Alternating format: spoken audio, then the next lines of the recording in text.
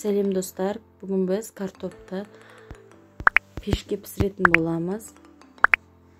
Үйдегі бар затпен жасаймыз. Бізге тауық еті, сәбіз, чеснок, пияз, картоп және томатный паста. Томатный пастаңыз болмаса, қызанақты қолдануға болады.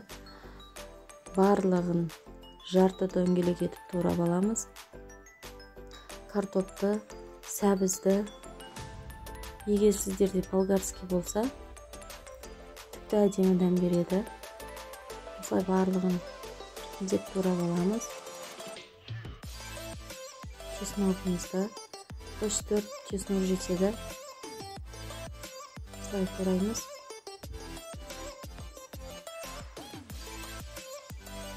Пиязымызды да турап аламыз.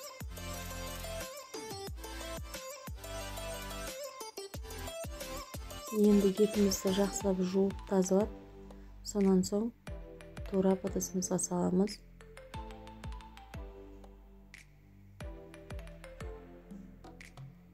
Еттеріңіз көптеу болса, картопты аз қосуыңызға болады. Осылай ыдысымызға салып аламыз. Жаңағы томатный пастамызға 2 бокал суымызды құямыз. Содан соң жарты бокал сұйық май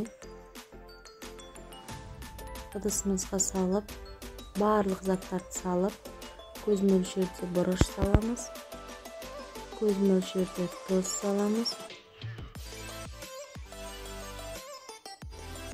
Және үйіңізде майонез болса, оны да салуға болады.